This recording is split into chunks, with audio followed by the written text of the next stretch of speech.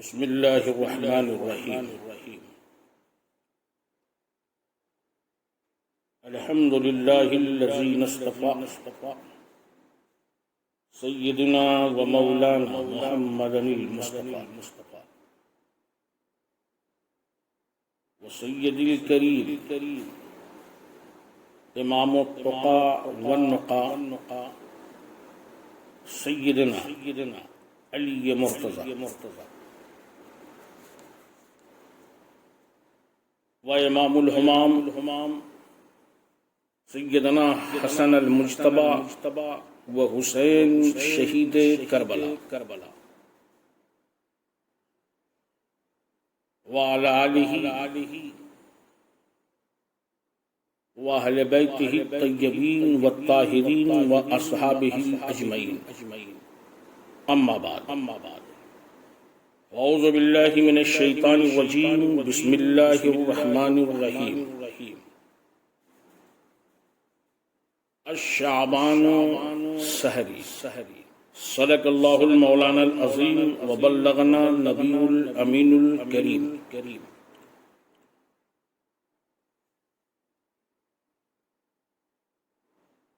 گفتگو سے قبل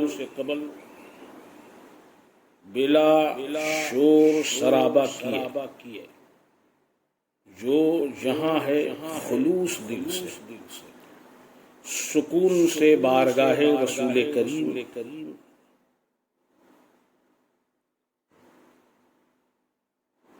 میں جھوم کر عقیدت و محبت سے درود پاک پڑھے اللہم صلی علی سیدنا و مولانا محمد وعلی آل سیدنا و مولانا محمد بارک وسلم صلو علیہ دائما صلو علیہ وسرمدا۔ حضرات گرامی، میں نے اپنی گفتگو کے آغاز میں سکون کا قید اس لیے لگا دیا ہے کہ دور حاضر میں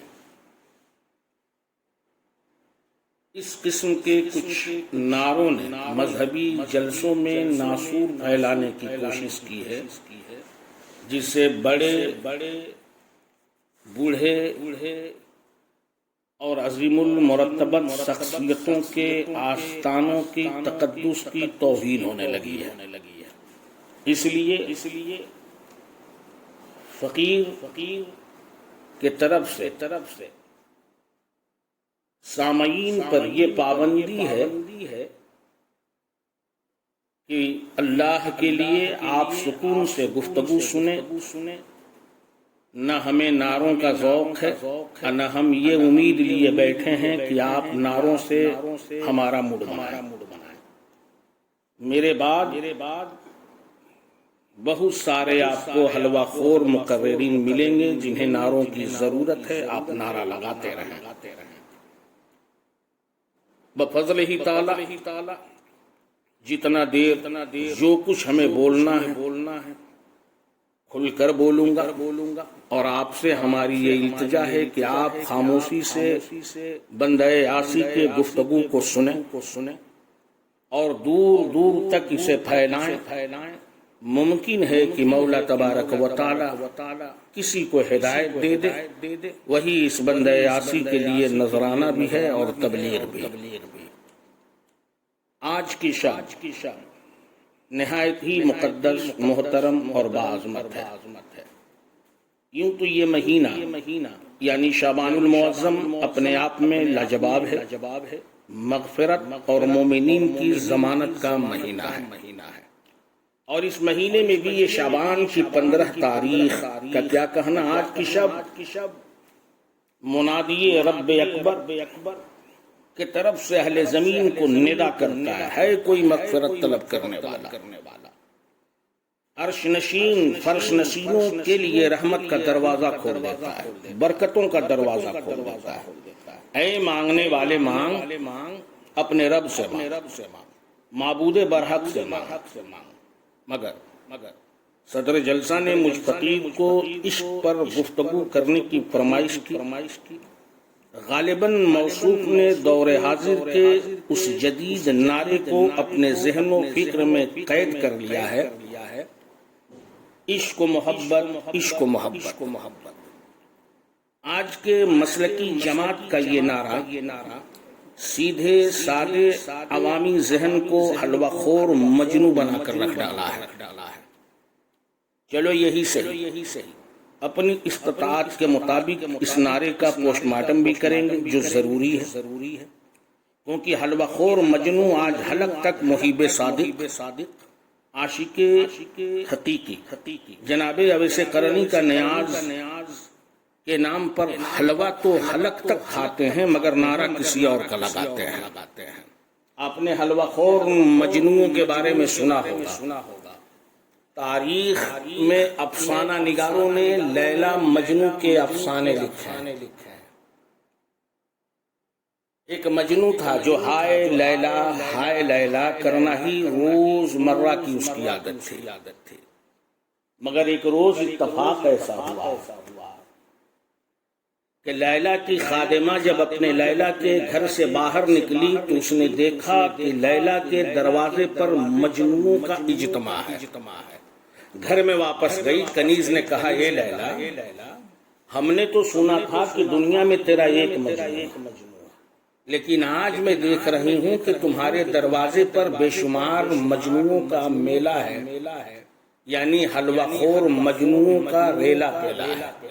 اب بات یہ سمجھ میں نہیں آتی کہ اس میں تیرا ریئل اوریجنل اصلی مجنوں کون ہے؟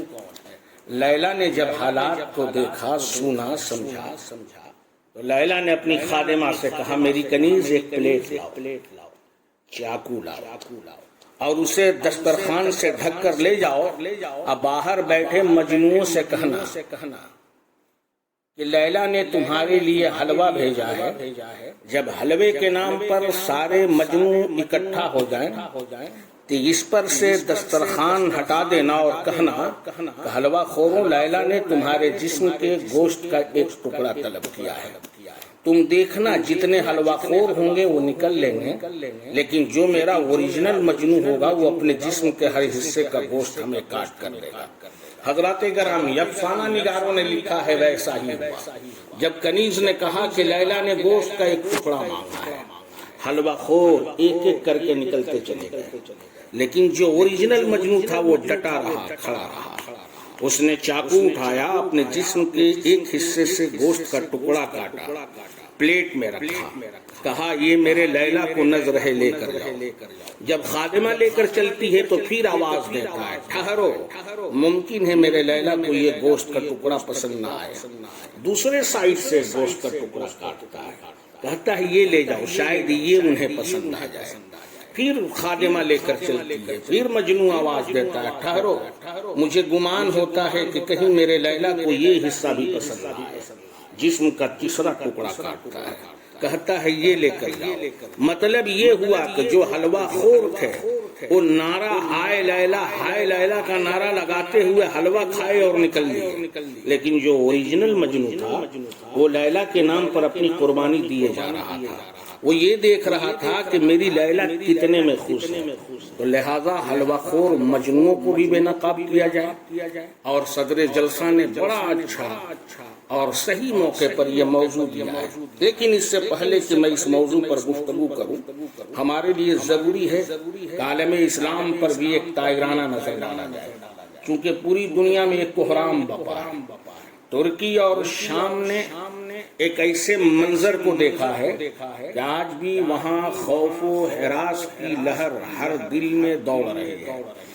آسمان کی بلندی سے بات کرنے والی عمارتیں دیکھتے ہی دیکھتے چند لمحوں میں زمین پر ڈھیر ہو گئی، لاشوں کی انبار لگ گئی۔ ہزاروں کی تعداد میں لاش گری ہوئی عمارتوں کے ملبے میں ابھی تک دبی پڑی ہے۔ نیوز میڈیا رپورٹر کی بات اگر مانے تو آج تک ملبوں سے لاشوں کو کھنگالا جا رہا ہے۔ حالات ایسے ہیں کہ باپ بچے کی لاش ڈھونڈ رہا ہے تو دوسری طرف بچے اپنے والدین کی لاش ڈھونڈ رہے ہیں. ہر طرف موت ہی موت ہے، غم ہے، آنسو ہے، ماتم ہے. مگر یہ بات بھی یاد رہے کہ ملک شام میں مولائے کائنات کی بیٹی سیدہ زینب جوزہ شغاف تک نہیں آیا. گویا یہ بات ہمیں سمجھ میں آتی ہے کہ جہاں علی ہیں وہاں جھٹکے اثر نہیں دکھاتے. یوں تو ہر دور، ہر روز، ہر پل، ہر گھڑی، ہر لمحے کا خالق خدا ہے.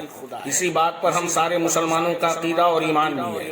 لیکن یہ بھی ایک حقیقت ہے کہ علی تیرا کوئی جواب نہیں. جہاں تم ہوتے ہو نہ وہاں کوئی فکر لاحق ہوتی ہے، نہ غم کا ماحول بپا ہوتا ہے.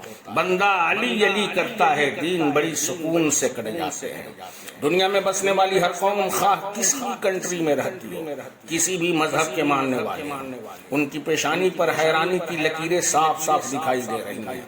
کوئی نترا تمیز کی پیشن گوئی کو پڑھ رہا ہے، کوئی بابا بیگا کی جذبات اور ان کے ذریعے لکھی ہوئی کلمات پر کسی کی نظر ہے.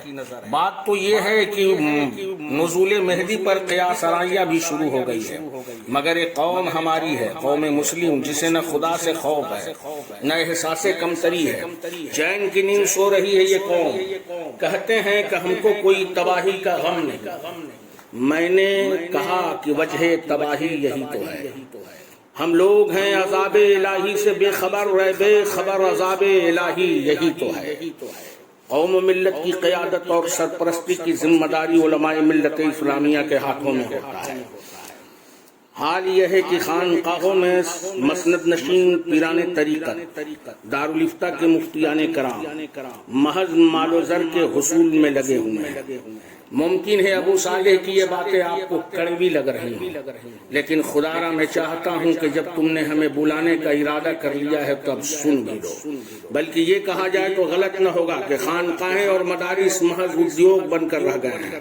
پیری مریدی ایک تجارت بن کر رہ گئی ہے. اس لائن میں یہ بھی ان کو کہا جا سکتا ہے کہ اس لائن میں بھی نیپوٹزم کا ماحول بپا ہے. پیر صاحب کے بعد خانقاہ کا سجادہ نشین ان کا ہی بیٹا ہوگا، خواہ اسے تصوف کے تیز سے بھی واقفیت نہ ہو، خواہ وہ کیسے بھی نعرے کو جنم دیتا ہو، مجلسوں میں کیسا بھی نعرہ لگاتا ہو. گویا عالم یہ ہے کہ آ گیا ہے بھور میں سفینہ، لو خبر تاجدار مدینہ. تاجدار مدینہ، نا خداؤں کو نیند آ گئی ہے اور ہم ڈوبتے جا رہے ہیں. مسلکی جراثیم نے مولویت کے ذہن و فکر کو دیمک کی طرح چاٹ لیا ہے. غیر ضروری مسائل میں الجھ کر ملت کو تباہ و برباد کرنے پر مولویت آمادہ ہے.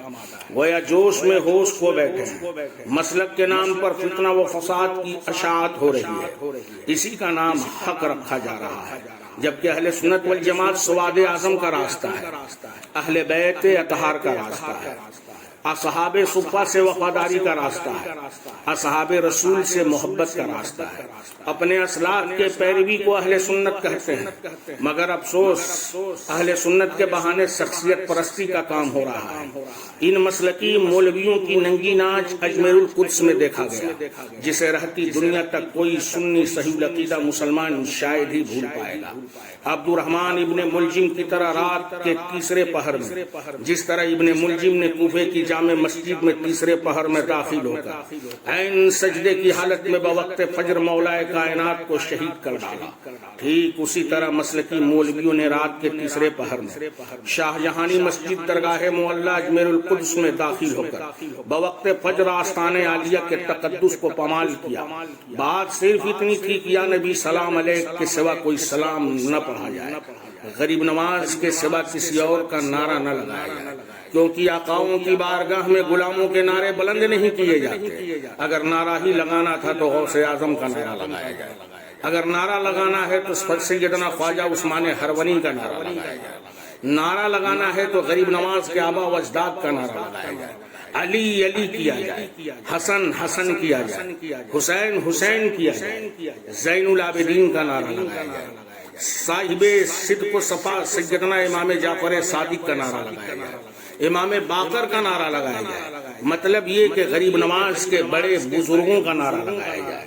لیکن ہوا یہ کہ آقا کی بارگاہ میں غلام کے نعرہ لگانے کی کوشش کی جا رہی تھی۔ حد تو یہ ہے کہ ایک مولوی نے جب دعا میں ہاتھ اٹھایا تو یہ کہہ کر دعا کیا کہ پروردگارا مجھے امیر شام حضرت امیر معاویہ کا صدقہ عطا فرما۔ کیا غضب ہے مولویت کی عقل پر، کیا عذاب ہے مولویت کی عقل پر، کیا پتھر پڑی ہے، کیا عذاب کے پتھر مارے ہیں رب نے مولویت کے عقل پر۔ دربار غریب نواز میں گویا مولا علی کے دربار میں اس کا صدقہ مانگا جا رہا ہے جس نے علی کی مخالفت میں جنگ جمل میں تلوار بلند کی ہے۔ علی کے گھر میں اس کا صدقہ مانگا جا رہا ہے جس نے صفین کے وادیوں میں مولا علی کی مخالفت میں تلوار بلند کی ہے۔ علی کے گھر میں اس کا صدقہ مانگا جا رہا ہے جس نے نیزے پر قرآن کو بلند کیا تھا۔ علی کے گھر میں علی کے بیٹے کے دربار میں اس کا صدقہ مانگا جا رہا ہے جس نے سابقون الاولون حضرت عمار بن یاسر کو صفین میں شہید کر ڈالا۔ علی کے گھر میں اس کا نعرہ لگایا جا رہا ہے جس نے حضرت امیر معاویہ جسے امیر شام کے نام سے پکارا جاتا ہے، جس نے اپنے جنگ میں اس کے سپاہیوں کے ہاتھوں حضرت اویس قرنی شہید کیے گئے۔ سوچنے والی بات ہے، مولوی انہیں خالق المومنین کہہ کر کے لوگوں میں سمبودھت کرتے ہیں، یہ مومنوں کے ماما ہیں۔ میں پوچھنا چاہتا ہوں، ابو صالح ڈنکے کی چوٹ پر ہندوستان کے سارے مولویوں سے سوال کرتا ہے، ہمیں یہ بتاؤ تمہیں خالق المومنین یعنی امیر معاویہ جسے تم مومنوں کے ماما کہتے ہو، تمہیں ماما کی بڑی یاد آتی ہے؟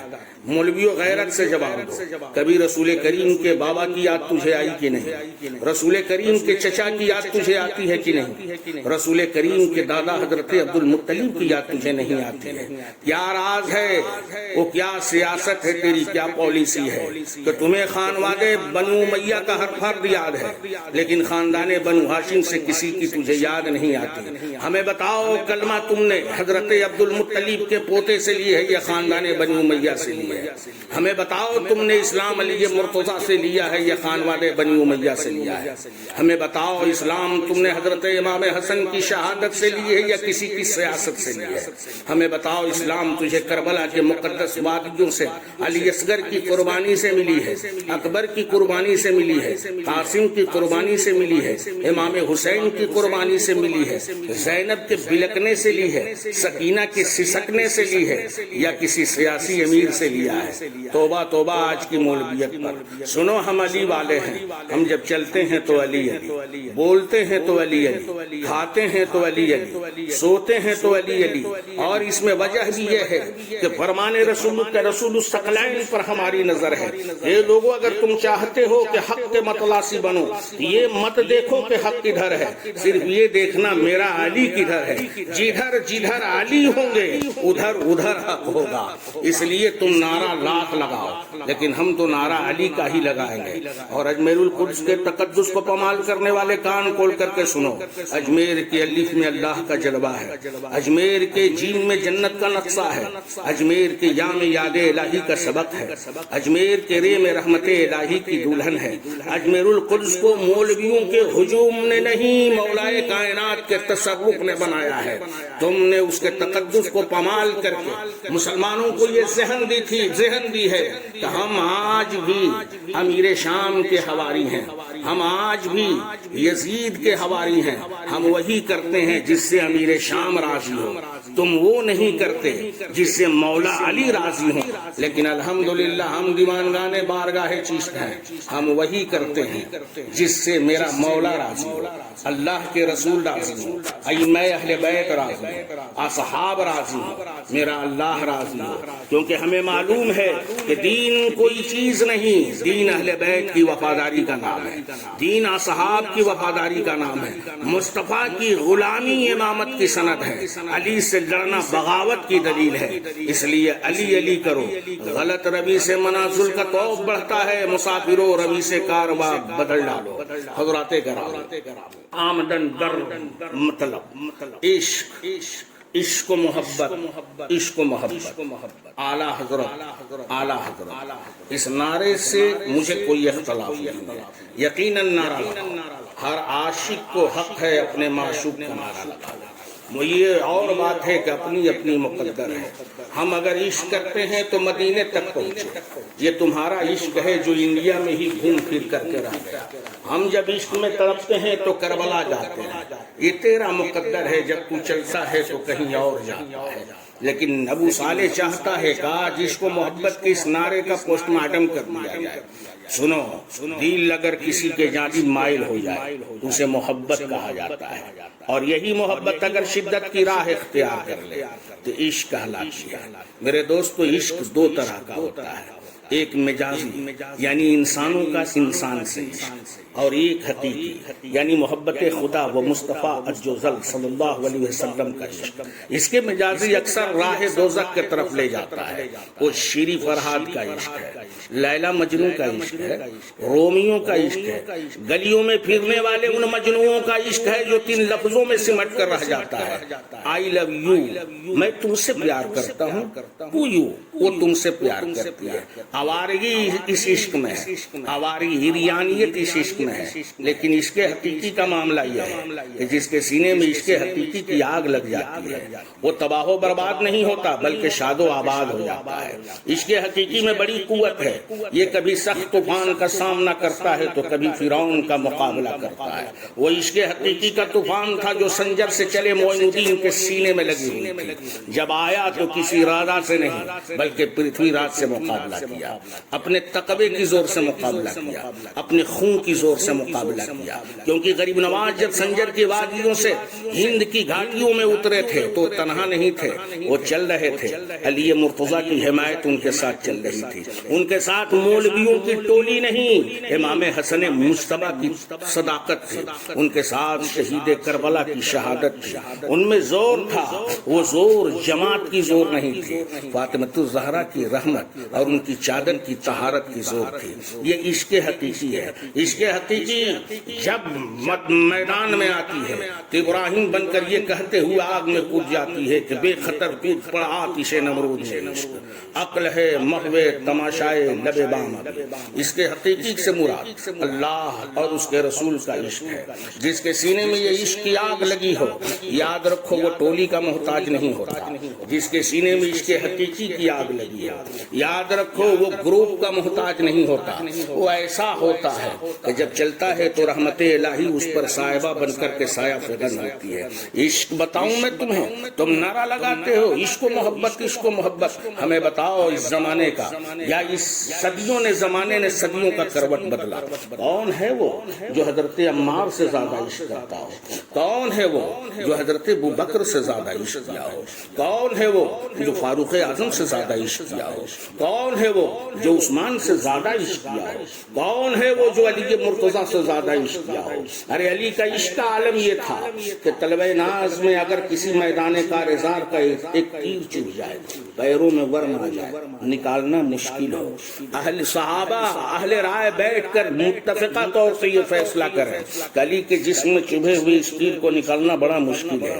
ایک پل ایسا ہے جس وقت نکالا جا سکتا ہے جب علی سجدے میں ہو تو تیر کو کھینچا جا سکتا ہے، کیونکہ علی جب نماز پڑھتا ہے تو رضائے الہی کا ایسا سرچشمہ بن جاتا ہے کہ جب تسبیح ربانی پڑھتا ہے سبحان ربی الاعلی تو ایسا کھو جاتا ہے کہ علی خدا کو دیکھتا ہے، خدا علی کو دیکھتا ہے۔ ایسے بے فکری کے عالم میں تیر کو کھینچا جا سکتا ہے۔ مولویوں بتاؤ کیا علی مرتضیٰ سے زیادہ کسی نے عشق کیا ہے؟ عشق کا عالم یہ تھا، اگر عشق کے بارے میں پوچھنا چاہتے ہو تو حضرت عمار بن یاسر سے پوچھو۔ کون عمار؟ جن کا شمار سابقون الاولون من المہاجرین میں ہوتا ہے۔ ایک ایسی عظیم المرتبت اور عمیم العظمت صحابی رسول عمار بن یاسر، وہ بھی ایسے جنہیں رسول کی بارگاہ میں خساچیوں کا رتبہ حاصل تھا، جنہیں سخت ترین اذیت و مصائب کا سامنا کرنا پڑا۔ کفار نے ان کو اس قدر سزائیں دی جنہیں سوچ کر ہی بدن کے رونگٹے کھڑے ہو جاتے ہیں۔ ظالموں نے ان کو جلتی ہوئی آگ پر لٹایا اور دہکتی ہوئی آگ کے کوئلوں پر پیٹھ کے پر لیٹے رہتے تھے۔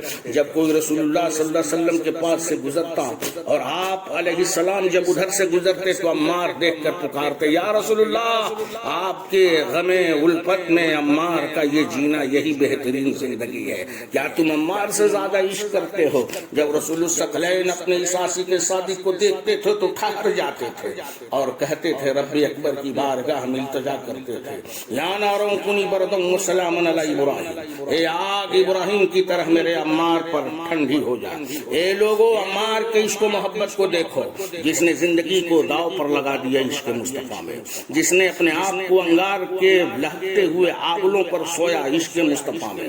سرکار محبت سے انہیں طیب و مطیب کہا کرتی تھے، اور عشق کا یہ عالم تھا۔ اسی عمار کے دو کمسین شہزادے تھے جن کو حضرت عمار نے کلمہ سکھا دیا تھا، لا الہ الا اللہ محمد رسول اللہ۔ وہ کمسین شہزادے جب مکے کی گلیوں سے نکلتے تو ان کی زبان پر ترانہ بن کر یہ کلمہ دوڑتا تھا، لا الہ الا اللہ محمد رسول اللہ، لا الہ الا اللہ محمد رسول اللہ۔ شہزادے عالم وارفتگی میں عشق کی منزل میں ڈوب کر حضرت عمار سے پوچھتے تھے، بابا جان اس کلمے میں بڑی چاشنی ہے، بڑا مٹھاس ہے، جب اسے پڑھتے ہیں تو سینے میں آگ سلگ جاتی ہے، آخر اس کلمے کی راز کیا ہے؟ حضرت عمار فرماتے، میرے لاڈلو، اس کلمے میں جو نام محمد رسول اللہ ہے تم سمجھتے کیوں نہیں؟ وہ اپنے آپ میں معشوقوں کا ساغر ہے۔ جب معشوق اس میں غوطہ زن ہو جاتا ہے تو وہ جنت کا محتاج نہیں ہوتا، بلکہ اس معشوق حقیقی کے پیچھے جنت چلتی ہے اور یہ کہتی ہے، اے محبوب خدا تو میرے گوشے میں آ جا، کیونکہ تو عاشق صادق ہے۔ اسے کہتے ہیں عشق و محبت، عشق و محبت۔ میرے دوستو، معصوم شہزادوں کو ابو جہل کے گنڈوں نے گرفتار کر لیا اور کہا کہ یہ نام رٹنا بند کرو، ذرا سا دیکھو عشق و محبت کی کیا تپیش ہے، عشق کی کیسی کیفیت ہے۔ مولوی صاحبان، تاریخ کے اوراق کو پلٹو اور اس کے حقیقی کا مزاج دیکھو۔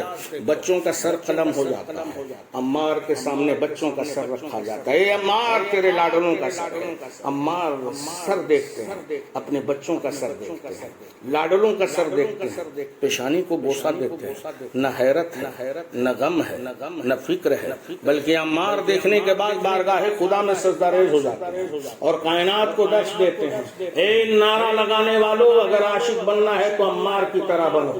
رضائے مصطفیٰ کے لیے بچوں کو قربان کر دیتا ہے، مگر چہرہ دیکھتا ہے رسول الثقلین کا، میرا یار ہم سے خوش ہے کہ نہیں، میرا محبوب ہم سے راضی ہے کہ نہیں۔ دعوتوں کی بریانی اڑانے والے مولویوں، مدرسوں کے مطبخ سے عشق کی تعلیم نہیں ملتی۔ اگر عشق کا درس لینا ہے تو معین الدین کے دربار کی چاکری کرو، فرید الدین گنج شکر کی غلامی کرو، قطب الدین بختیار کاکی کی نوکری کرو، نظام الدین محبوب الہی کی بارگاہ میں جارود کشی کرو، حضرت چراغ ہند کی بارگاہ کے سگے دربار بن جاؤ، کیونکہ وہ آستانے ہیں جن آستانوں سے اگر کوئی لگ جاتا ہے تو سیراب بھی ہوتا ہے، زمانے کا سہراب بھی ہوتا ہے۔ عشق حقیقی اسے کہتے ہیں۔ آؤ عشق کے اوراق کو پلٹتے ہیں۔ آج شعبان کی 15ویں کی مقدس تاریخ ہے۔ ایک عاشق صادق اویس قرنی بھی ہوئے ہیں، وہ اویس قرنی جو رسول الثقلین کے ایسے محب صادق تھے، ایسے محب صادق تھے جن کا سارا دین عشق مصطفیٰ میں جلتا تھا، اور دل جب جلتا تھا تو آبلے آنسوؤں کی شکل میں آنکھوں سے بہتے تھے، تڑپ جاتے تھے، زمین پر سر رکھتے تھے اور پکارتے تھے، یا رسول اللہ مجھے آنا ہے تیرے کوئے جانا میں۔ لیکن حقیقت یہ تھی کہ ماں گھر میں لاغر تھی، کمزور تھی، بیمار تھی، ضعیفہ تھی۔ حضرت اویس قرنی جب مدینہ طیبہ جانے کا ارادہ کرتے تو کبھی ماں کی نقاہت کو دیکھتے، اس کی ضعیفی کو دیکھتے، اس کی تھکان کو دیکھتے، اس کی روشنی سے گم آنکھوں کو دیکھتے، پاؤں میں نہ رہنے والی سخت کا مشاہدہ کرتے اور ہاتھ جوڑ کر مدینہ طیبہ کی طرف کھڑے ہو جاتے، کہتے، یا رسول اللہ میری ماں ہے جو اپنے پیروں سے چل نہیں سکتی، یا رسول اللہ میری ماں ہے جو اپنی آنکھوں سے دیکھ نہیں سکتی، یہی وہ مجبوری ہے جو آپ کے دیار تک ہمیں کھینچ کر نہیں لاتی، یا رسول اللہ دید کی بڑی حسرت ہے، تمنا ہے، کاش میرا سینہ آپ کا مدینہ ہوتا یا میرا رہنا مدینے میں ہوتا۔ ایک دن حضرت اویس قرنی نے اپنی والدہ سے اجازت طلب کی، اے ماں عشق تڑپ پیدا کر رہی ہے، اے ماں ایسا لگتا ہے کہ عشق ہمیں کہیں موت کے گھاٹ میں اتار دے، میں چاہتا ہوں کہ جانے جانا کی زیارت کر لوں۔ اے ماں وہ جانے ایمان جانے کائنات روح روح کائنات انہیں دیکھنا چاہتا ہوں۔ ماں نے فرد محبت سے بچے کی پیشانی کو چوما، کہا اے اویس جاؤ مدینہ طیبہ جاؤ، مدینے کے در و دیوار سے میرا سلام کرنا، گنبد خضرا سے میرا سلام کہنا، آقا کریم سے میرے سلام کہنا، اور سنو اہل بیت نبوت کے دروازے پر اگر کوئی سگ بھی بیٹھا ہو تو اس کی پابوسی کرنا، حجرہ فاطمہ پر جانا، اپنی ماں کا سلام کہنا۔ اب اویس قرنی قرن سے کشا کشا قدم بقدم نکلے ہیں، مدینہ طیبہ میں حاضر ہوتے ہیں۔ ذرا دیکھو اس دیوانے کو دارالعلوم نے یا دارالفتہ نے اور آج کے مولویوں کے ہجوم نے نہیں، مصطفیٰ جان رحمت کی محبت نے اس دیوانے کو دیوانہ بنایا تھا۔ کسی شاعر نے کیا ہی خوب لکھا ہے، دیوانے کو تحقیر سے دیوانہ نہ کہنا، دیوانہ بہت سوچ کر دیوانہ بنا ہے۔ اب یہ دیوانہ چلا ہے مدینہ طیبہ کی طرف، مدینے میں داخل ہوتے ہیں، وادی طیبہ کو دیکھتے ہیں، تڑپ جاتے ہیں، دل اچھلنے لگتا ہے، آنکھیں برسنے لگتی ہیں۔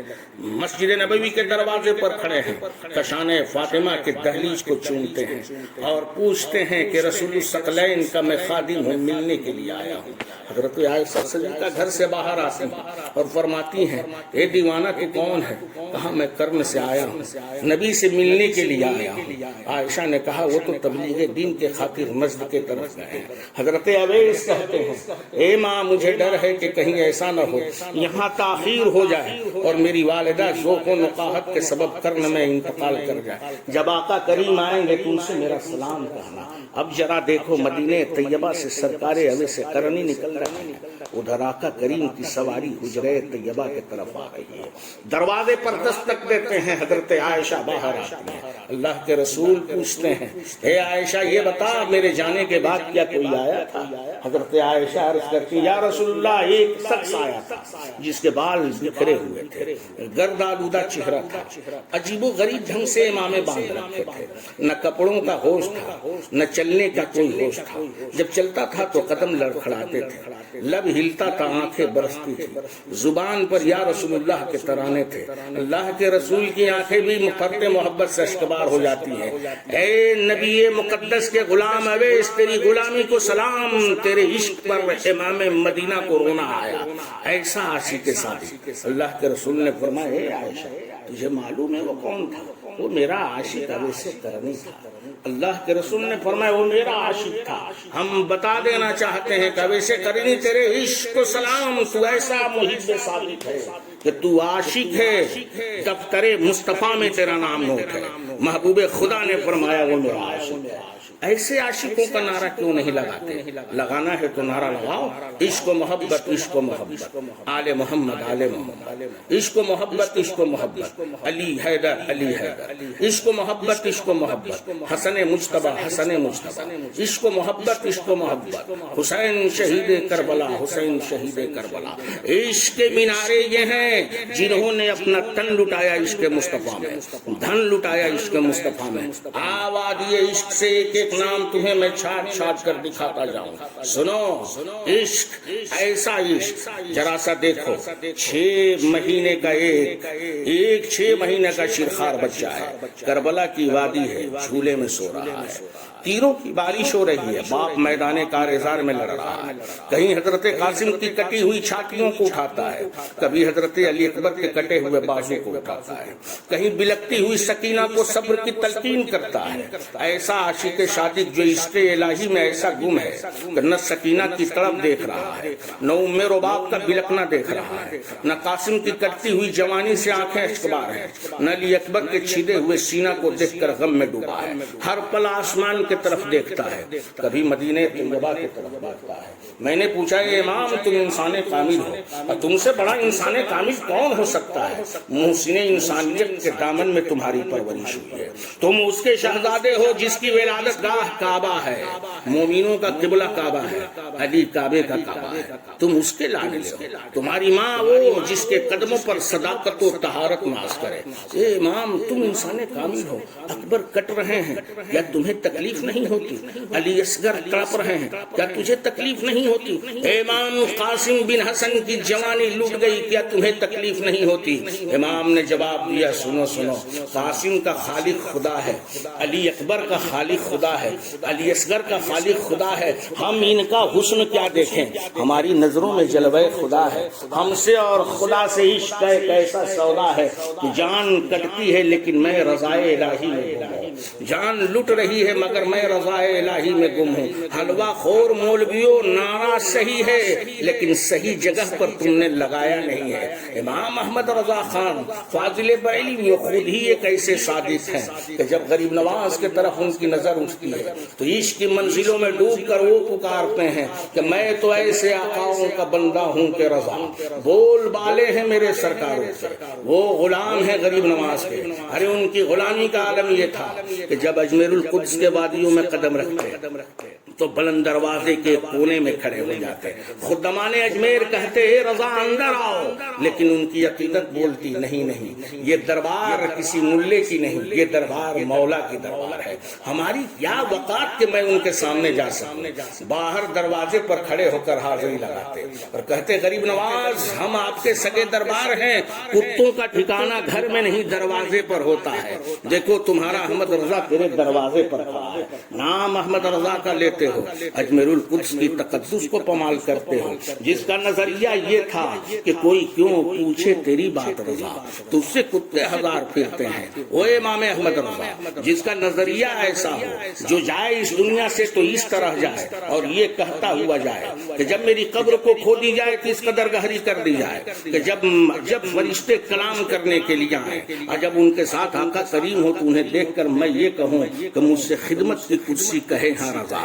مصطفیٰ جان رحمت پہ لاکھوں سلام، اس احمد رضا کے نام پر خواجہ عثمان ہرمنی کے شہزادے کی توہین اور غوث اعظم کے کنبے کی توہین، حضرت رسول الثقلین کے نور نظر کے آستانے کی توہین، یہ سنیت نہیں بلکہ ناسبیت ہے۔ سنیت تو یہ ہے کہ جب تم چلو تو اس ڈھنگ سے چلو کہ تمہارے نفس میں محبت ہو، اہل بیت رسول کی محبت ہو، جب تم بولو تو ایسا لگے کہ یہ واقعی ایسا سنی ہے اس کے روم میں حب رسول و حب آل رسول ہے، جب تم چلو تو تمہارے کردار سے ایسے جلوہ آرائیاں نظر آئیں کہ تمہیں دیکھنے والا دیکھ کر یہ کہے اے لوگو دیکھو وہ یزید کا دل دادا نہیں، شیمر لعین کا دل دادا نہیں، یہ ناہنجاروں کا دل دادا نہیں، فجاروں کا دل دادا نہیں، یہ حضرت زینب کے خادمہ کا بچہ ہے، حضرت فاطمہ الزہرا کی باندی کا بچہ ہے، حضرت سکینہ کی باندی کا بچہ ہے، یہ حضرت امام حسین کا غلام زادہ ہے، کیونکہ جس نے ان بزرگوں کے غلامی کو اپنے گلے کا پٹا بنا لیا وہ دنیا میں رہا تو کامران ہے، وہ حشر میں بھی کامران ہے، قبر میں بھی کامران ہے، ایسا کامران ہے کہ دنیا جب اسے دیکھے گی یہ کہے گی کہ دیوانے کو تحقیر سے دیوانہ نہ کہنا، دیوانہ بڑی سوچ کر دیوانہ بنا ہے۔ تو نعرہ لگانا آسان ہے لیکن نعرے کو سمجھنا بڑا مشکل ہے۔ بولو پہلے باتوں کو تولو، تم بول کیا رہے ہو، کہاں بول رہے ہو۔ وہی مدینہ طیبہ جائے، دربار مصطفیٰ کے سامنے کھڑا ہو کر نعرہ لگائے موسیٰ کلیم اللہ زندہ باد، حضرت ہارون زندہ باد، آدم صفی اللہ زندہ باد۔ نعرے تو صحیح ہیں مگر زیب نہیں ہے، کیونکہ یہ جتنے ہیں سب نے آقا مدینے والے کا کلمہ پڑھا ہے۔ مصطفیٰ جان رحمت سب کے بزرگ و برتر ہیں، جانے آدم وہ ہیں، جانے موسیٰ وہ ہیں، جانے عیسیٰ وہ ہیں، جانے ہارون وہ ہیں، جانے یعقوب و ایوب وہ ہیں۔ نعرہ لگانا ہے تو بزرگوں کا نعرہ لگاؤ۔ جب نعرہ ہی لگانے کا اتنا جوش تھا تو یہ نعرہ لگا دیتے عثمان ہرونی زندہ باد، عبد القادر جیلانی زندہ باد، حضرت امام حسن زندہ باد۔ تمہاری سنیت بھی رہ جاتی، تمہارا نجات بھی ہو جاتا، لیکن تم نے نعرہ لگا کر اپنے چہرے سے نقاب کو ہٹا دیا ہے۔ یہ لوگوں ہم دکھتے تو سنی ہیں، اصل میں ہمارے وجود میں جو خبیر ہے وہ ناصریت کا ہے۔ ہمیں اولاد زہرا سے دیکھو کتنی عداوت ہے، ہمیں غریب نواز کی عظمتوں سے کتنی چیڑ ہے، یہ تم نے پروف کر دیا۔ آپ سمجھنے والوں کے لیے اشارہ کافی ہے کہ تم جو دیکھتے ہو وہ ہے نہیں، جو ہو وہ تم دیکھتے نہیں۔ تمہیں معلوم کیا کہ مدینے کا نور اور ہے، بنگال کا چلتا جادو اور ہے۔ اگر تم واقعی سنی ہو تو اپنی سنیت کا ثبوت حب اہل بیت سے دو، حب مصطفیٰ سے دو، حب صحابہ سے دو۔ باہر کیف نعرہ اور ہے، حقیقت اور ہے۔ اب چلتے چلتے حضرات گرامی اس شب کی تقدس بیان کر دو۔ آپ آج کی مقدس شب میں بیٹھے ہیں، مغفرت کی شب ہے، شفاعت کی شب ہے، آپ کی ضمانت کی شب ہے۔ حضرت عائشہ صدیقہ فرماتی ہیں کہ شعبان وہ مقدس مہینہ ہے کہ اس مہینے میں اکثر رسول الثقلین پے در پے روزہ رکھا کرتے تھے، نفل کے روزے، خدا کے قربت کے روزے۔ آپ بھی اس مہینے میں اپنے نفس کو پاک رکھیں، پاکیزہ ماحول بنائیں، رب کے حضور حاضر ہو کر اپنے لیے، اپنی اولادوں کے لیے، اپنے بزرگ جو اس دنیا سے جا چکے ہیں ان کی مغفرت کے لیے دعائیں کریں۔ عقیدے کی سلامتی کے ساتھ زمین پر رہیں اور یاد رکھیں جب آپ سے کوئی پوچھے کہ صحیح العقیدہ مومن کسے کہتے ہیں تو آپ اسے جواب دیں صحیح العقیدہ مومن وہ ہے جو نبی، اہل بیت نبی، بعدہ اصحاب نبی سے کامل محبت کرتا ہو، وہی مومن ہے جس کے دل میں ذرہ برابر بھی اہل بیت کے متعلق غلو ہو یا بغض ہو۔